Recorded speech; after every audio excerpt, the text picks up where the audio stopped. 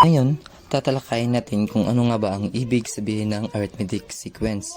Pag sinabi nating arithmetic sequence, it can be found by adding the same number to the previous term. So, ito yung example. 6, 12, 18, 24, and so on. So, dito, kukunin natin yung common difference by subtracting yung consecutive terms. So, 6 para maging 12, we add plus 6, right? 12 to make it 18, we add plus 6. 18, we add plus 6. 18 to make it 24. We add plus 6.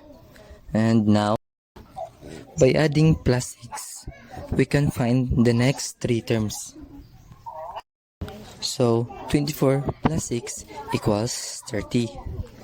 30 plus 6 equals 36. And 36 plus 6 equals 42. So, it will arithmetic sequence. So, ngayon, proceed tayo sa geometric sequence. Kanina, arithmetic sequence, ina-add natin. So, pag sinabi nating geometric sequence, each terms is found by multiplying the previous terms by the same number. So, nagmo-multiply naman tayo dito. Kanina is adding sa arithmetic sequence. Sa geometric sequence naman is multiplying. So, ito yung example ng geometric sequence. So, 6, 12, 24, and 48.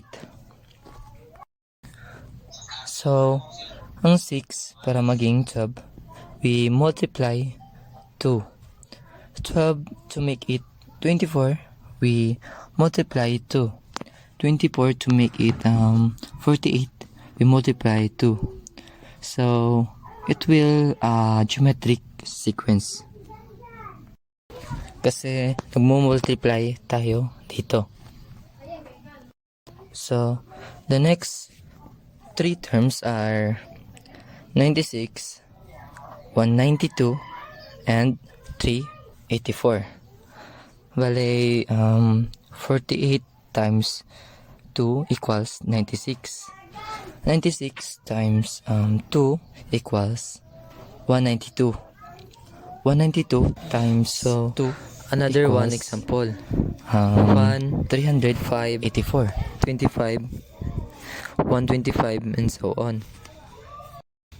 So, 1 to make it 5, we multiply 5. 5 to make it 25, so multiply it by 5. 25 to make it 125, we multiply it by 5. The next 3 terms are 625, 3,125, and 15,625.